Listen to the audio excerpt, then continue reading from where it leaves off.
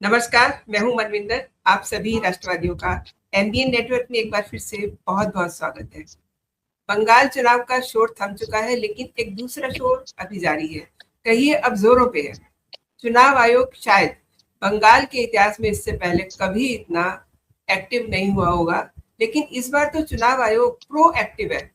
4000 लोगों के वारंट जारी हुए सोमवार को, और कोलकाता के पुलिस कमिश्नर, उनके खिलाफ भी एक्शन शुरू हो गया है, जो ये बता रहा है कि इस बार दीदी के सिपाही या तो घर बैठेंगे या फिर सलाखों के पीछे।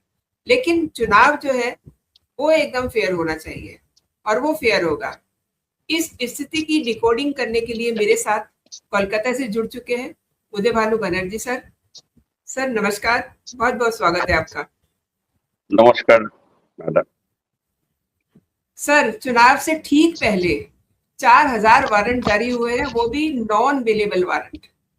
और जो जानकारी आ रही है, 3 मैजिस्ट्रेट भी सस्पेंड किए गए हैं। तो इसे क्या समझा जाए, ये क्या संकेत है? संकेत बहुत साफ है। आप बंगाल में अभी एक्चुअली कानून के हिसाब से चुनाव होने वाला है, और आम लोगों के मन में जो डर है उसको बिल्कुल जीरो तो नहीं हो सकता है, लेकिन 90%, 95% बिल्कुल भय मुक्त, डर मुक्त चुनाव के हम लोग चुनाव देखेंगे शायद। और ऐसे ऐसे चीज जो हो रहा है डेली, डेली एक नया पत्ता खोल के सामने रख रहे हैं, जिनमें जो है वो जो शासक जो है उनका हड़कंप में से आज सवेरे सवेरे पता चला 4000 वारंट। अब सोचिए ओ माय गॉड। जितने पोस्ट पोल वायलेंस हुआ था फ्रॉम 2021, उसके बाद जितने पंचायत इलेक्शन हुआ, म्यूनिसिपैलिटी कॉर्पोरेशन इलेक्शन हुआ, सब में जितने एफआईआर हुआ था, एफआईआर में उसमें कोई कार्रवाई हुई कि नहीं हुई, जिन जिन लोगों का नाम आया पूरा वेस्ट बंगाल में सबको पास नोटिस गया है, और पुलिस के पास वो थाना स्पेसिफिक, जिला स्पेसिफिक लिस्ट है। ऐसा नहीं है जो इन जनरल बिल्कुल भेज दिया पुलिस को। उनको बोला इन लोगों को हिफाजत में लो और इन लोगों को इमीडिएटली नॉन अवेलेबल वारंट जारी करो। और उसमें एक्चुअली देखिए, अगर आप चाहे तो शासन को वो जो है कितना अच्छे तरीके से कंट्रोल कर सकते हैं, एक नमूना है। पुलिस ऐसे ही नोटिस भेज सकते थे, लेकिन नोटिस पे क्या है लिखा हुआ है, या तो आप खुद अपने आप सरेंडर कर लो लोकल थाना में इस धारा पे, और नहीं तो अगर हम जाके आपको घर से उठाते हैं, इनके साथ और भी 2-4 धारा लग जाए। तभी कल जो है कल्याण बनर्जी कोर्ट में भागे, जो उसमें 800 जो है हमारा नेता है, 800 नेता और कर्मी है टीएमसी के। नेता तो है 70। मैं तो आपको मेरे पास मैं नाम भी मुझे पता चल गया जिला के हिसाब से कौन कौन है, और उनमें से कितने मैं आपको एक अंदाज दे सकता हूं। करीब करीब 28 ऐसे विधायक है जिनको इस बार चुनाव मैदान में टीएमसी उतारा, और कुछ काउंसिलर है और कुछ जो है ऑर्डिनरी आपका कार्यकर्ता है टीएमसी का। अब बताइए 70 जो सीटिंग या नॉमिनेटेड कैंडिडेट है, उनके सर पे अगर ऐसे तलवार लटका देगा तो आप लोग दीदी को थोड़ा तो शांति में रहने दीजिए, प्रचार वचार करने दीजिए। उन लोगों को जो आदत है इतने साल से हो चुका है, तो अब अचानक कैसे छोड़ देंगे वो आदत। लेकिन इससे क्या हुआ, आ, और जिस हिसाब से सेंट्रल फोर्स जो है एरिया डोमिनेशन कर रहा है, और एरिया डोमिनेशन में वो सिर्फ सेंट्रल फोर्स का कमांडर उसका पूरा ही है, लोकल पुलिस का कुछ इसमें रोल नहीं है, ना तो साथ में है। और इसमें निर्देशिका में लिखा हुआ है अगर कमांडर चाहते हैं तो वो बात कर सकता है लोकल एसएचओ, आईसी या ओसी से, बल्कि लोकल पुलिस के हाथ में कुछ नहीं है, कुछ नहीं है। और अगले फर्स्ट फेज का तो इलेक्शन अभी नेक्स्ट 48 आवर्स में आपका आज तो 5 बजे आपका कैंपेन भी खत्म हो गई नॉर्थ बंगाल में जो हो रहा है 142 सीट्स का।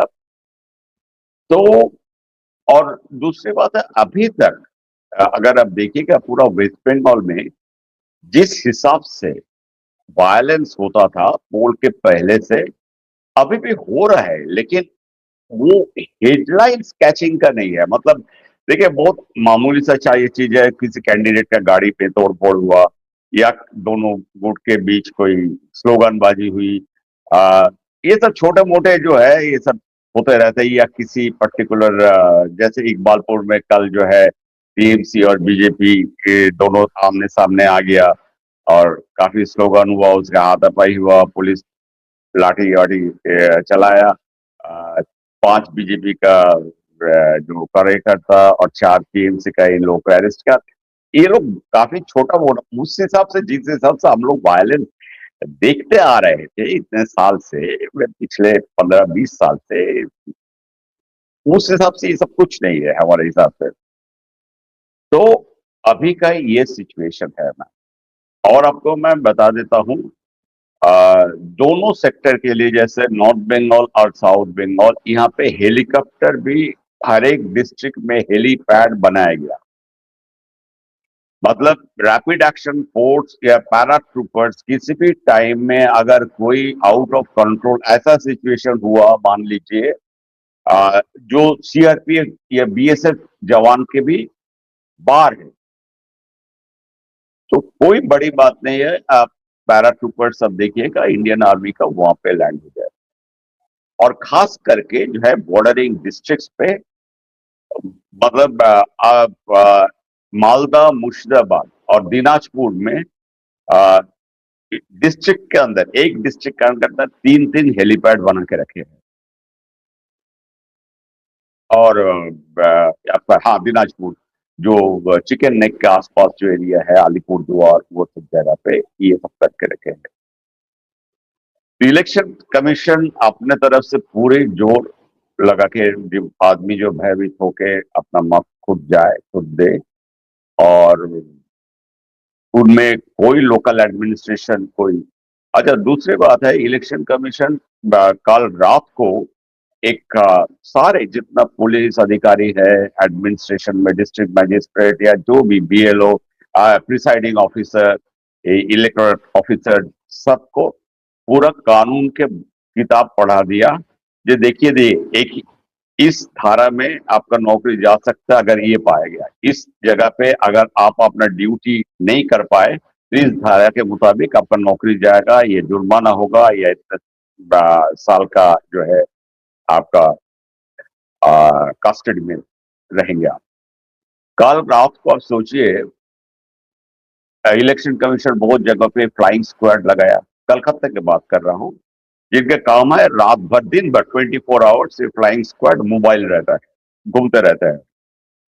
कलकत्ता में बहुत सारे यूबर और आपका जितने टैक्सीज है चलता है, उनके ऊपर कैमरा लगा हुआ है। मतलब वो जहां जहां जाते हैं सवारी लेकर के जाए, लेकिन उसका कैमरा चलते रहता है सड़कों में, गलियों में, कलकत्ता में। अब फ्लाइंग स्क्वाड में कल रात को फ्लाइंग स्क्वाड भी जो है वो भी क्या है, एग्जीक्यूटिव मजिस्ट्रेट के अंडर में आता है। 3 एग्जीक्यूटिव मजिस्ट्रेट रातों रात सस्पेंड हो गया कल रात को।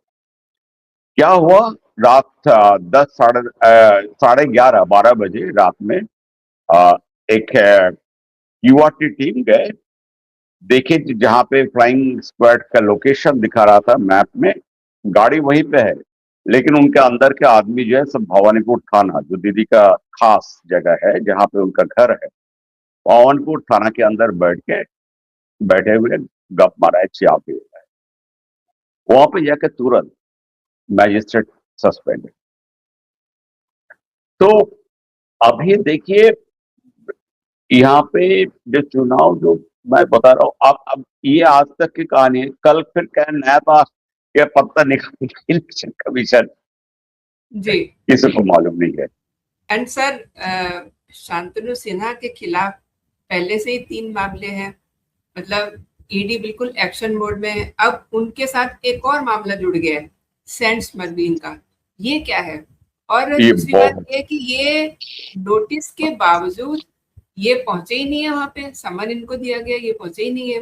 नोटिस के बिल्कुल। बावजूद ये ईडी कार्यालय नहीं पहुंचे हैं।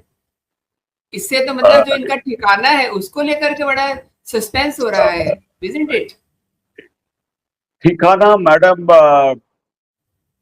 देखिए, हमारे दीदी इसमें माहिर है। आपको याद होगा राजीव कुमार का केस में 12 दिन तक जो है राजीव कुमार को सीबीआई ढूंढते रह गया, कलकत्ता में नहीं मिला। राजीव कुमार को जब अरेस्ट करने गए थे सीबीआई, दीदी धरने पे बैठ गया था। तो ये सब हम लोग ये सब देख के, और हम जानते हैं कहाँ है शांतनु विश्वास, कहाँ से उनको शेल्टर मिल रहा है और किनके घर में ये छुपा है, सबको मालूम है। अब मालूम होना और बोलना अलग चीज है। जब तक आप वही चीज बोल सकते हैं जब आपके पास कोई ठोस कोई सबूत आ जाए। अब से लेकिन ये बात पक्की है, ये भाई साहब जो है, ये डीसीपी साहब बहुत बड़ा केस में फंसते जा रहा है। 4 केस हो गया अभी। एक फोन स्मगलिंग, दूसरा एनआरआई मेडिकल सीट्स, तीसरा सोना पप्पू। अभी तो आज पता चला सोना पप्पू का केस तो आपको और अपडेट देते हैं। शांतनु सिन्हा विश्वास, सोना पप्पू का घर से जो आर्म्स मिले थे, पिस्टल मिले थे, वो शांतनु सिन्हा विश्वास दिलाया था उनका वाइफ का नाम पर रजिस्टर करके। ये तीसरा केस। और अभी सैंड स्मगलिंग, सैंड स्मगलिंग में, और ईडी भी लग रहा है पूरा अभी जोश में है। अभी मौका है, वो भी छोड़ नहीं रहे। जो सैंड स्मगलिंग का केस में ईडी ने इनको नोटिस किया, इसके बावजूद जो है वो ईडी को लिख के बताया जो हम नहीं आ सकते, अब इलेक्शन चल रहा है और हम हाई प्रोफाइल सिक्योरिटी में है। अब वो पढ़ के मुझे मन ही मन आ रहा था, बताइए, अगर आप चोर जो है मोहल्ले का, उसको आप कोतवाल बना देते हैं, तो आके बोलते हैं चोर, भाई हम तो अभी कोतवाली में काम करते हैं, हम तो चोरी के बारे में हमको कुछ जानकारी नहीं है। यही तो हुआ शांतनु विश्वास के साथ। और सैंड स्मगलिंग में आपको बता देता है, ये पुराना केस है, इसमें इनको बुलाया और साथ में झारखंड का एक रिटायर्ड जिला मजिस्ट्रेट को भी बुलाया गया, और दोनों को कल हाजिरा के लिए बुलाया है। देखते हैं क्या होता है। लेकिन एंड ये भाई साहब बहुत लंबे नाम है, बहुत बहुत बहुत लंबे। जो हालात सर दिखाई दे रहे हैं, अगर मैं शांतनु सिन्हा की ही बात करूं, आपको याद होगा जिस समय शाहजान शेख को लेने के लिए सीबीआई उन्हें अपनी कस्टडी में लेना चाह रही थी, एंड दीदी उनके खिलाफ जो है, मतलब उनके तो खैर काम ही बड़े ऊंचे ऊंचे रहे हैं, वो अपने अफसरों के लिए धरने पे बैठी हैं। अब इनके लिए पता नहीं वो क्या करेंगी, कहाँ छिपाया हुआ है। तो शाहजान शेख जो है, इनको मतलब जहाँ तक मुझे याद आ रहा है, थोड़ा केस पुराना हो गया है, लेकिन 51 डेज के बाद उनको यू आर राइट मैम। उनको निकाला गया था, and that person was coming like, मतलब जैसे वो पुलिस का अधिकारी तो वही है, और जो हम्म। पुलिस है वो एक तरह से वो सैल्यूट, गुनहगारों की तरह पीछे पीछे जा रही थी, मतलब उसका इतना वो सैल्यूट रुतबा मार था। रहा था। जी, लेकिन फिर मतलब कोर्ट से उसको लिया गया था, वो सीबीआई को कोर्ट में कोर्ट आके से था। उसकी, सीबीआई ने कोर्ट में गए, वो वहां से इंटरव्यू उन्होंने किया, तब जाकर के उसकी कस्टडी मिली। अब अब इनके बारे में शांतनु सिन्हा जो डीसीपी हैं, ये नोटिस के बावजूद ईडी के ऑफिस में नहीं पहुंच रहे हैं, और जैसा कि आप बता रहे हैं कि वो लॉजिक दे रहे हैं कि वो हाई सिक्योरिटी जोन में है, ब्ला ब्ला। मैम, ये सब देखिए, जो बंगाल में रहते हैं ना, पिछले 15 साल से हम लोग यही सब देखते आ रहे हैं। अपना तंत्र को कैसे जो है अपने हिसाब से अपना कैडर बनाया जाए।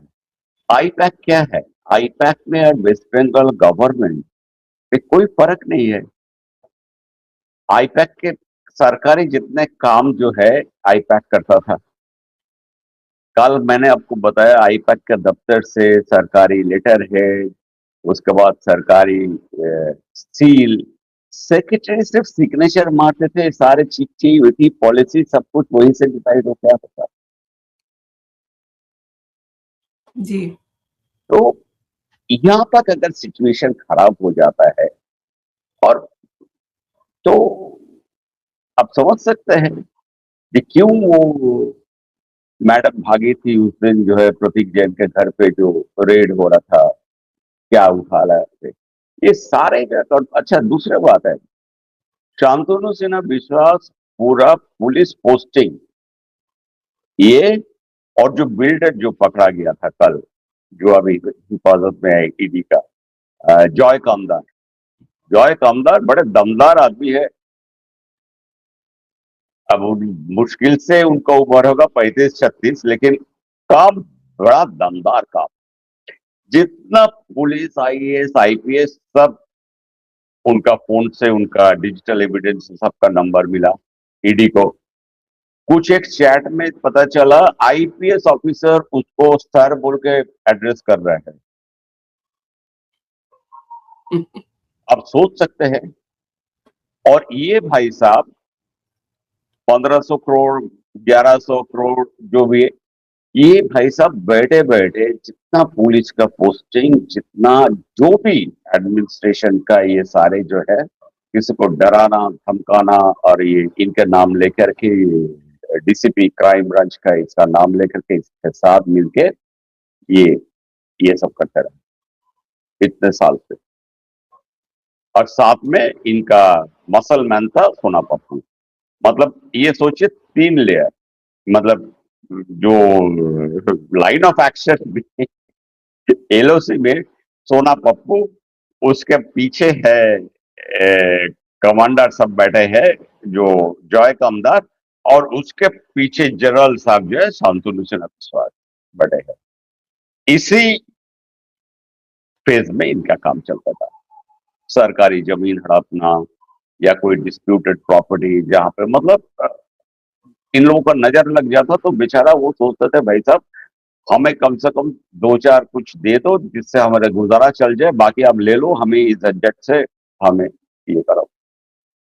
ये इतना बड़ा तो माफिया सर और गुंडा। सर आप ये बताइए कि जो हालात आप बयान कर रहे हैं, इससे तो दीदी बहुत मुश्किल में आ गई होंगी ना, क्योंकि मतलब जो सीन बन रहा है उसके बाद तो उनके भतीजे अभिषेक बनर्जी का ही नंबर हो सकता है ना। बहुत बड़ा चांस है।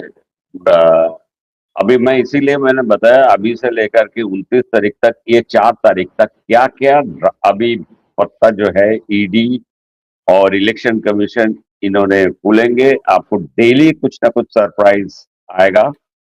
और इसका लेकिन जिस हिसाब से ये चल रहा है, आ, परेशानी इन लोगों को बढ़ी रही है। ये आप मैं दावा के साथ कह सकता हूँ आज के दिन में। ये लोग और पूरा पार्टी जो है प्रैक्टिकली जो है, ये अभी पार्टी रहेगा, इसका अस्तित्व मतलब पॉलिटिकल एरिना में मैदान में रहेगा कि नहीं, ये बहुत बड़ा क्वेश्चन मार्क कर दिया 4 तारीख के बाद। ये पार्टी रहेगा कि नहीं रहेगा। जो पार्टी बनाई है इस आइडियोलॉजी से, लूटो लूटो और पैसा बनाओ और अपना जेब भरो, उस आइडियोलॉजी में अब अचानक जो है इनका फंड का शॉर्टेज हो गया। इलेक्शन करने के लिए भी पॉलिटिकल पार्टी को तो पैसा चाहिए। आईपैक का सारे account freeze, ED ED raid once account सारे फ्रीज। अब कुछ इसलिए पगार नहीं दे पाएगा तो सबको कर्मियों को सब छुट्टी पे भेज दिया। शांतनु सिन्हा विश्वास का अकाउंट फ्रीज, जॉय कामदार का अकाउंट फ्रीज, सोना पप्पू का अकाउंट फ्रीज, और भी ऐसे बहुत सारे। आप देखिए जो 70 जिन लोगों का नाम मेरे पास है अभी जो कॉन्टेस्ट कर रहे हैं,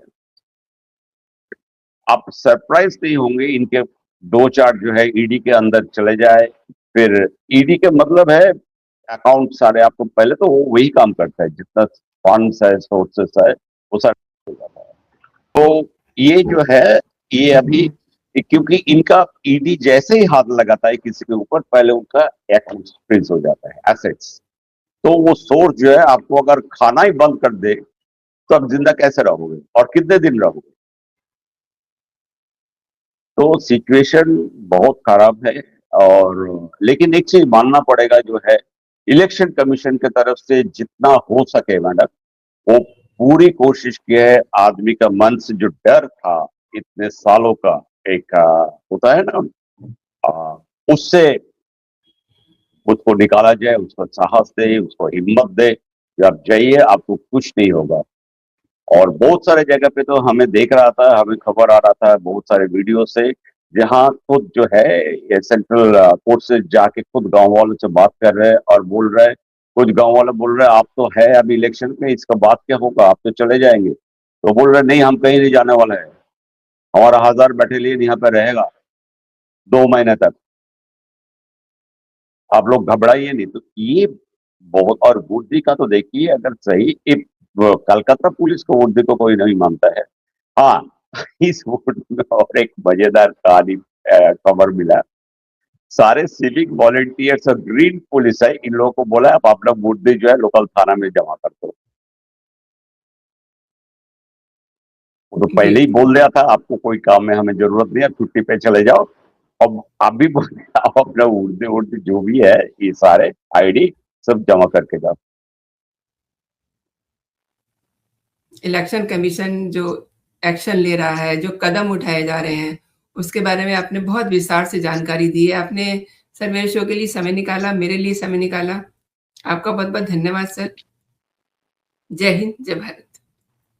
नमस्ते, जय हिंद।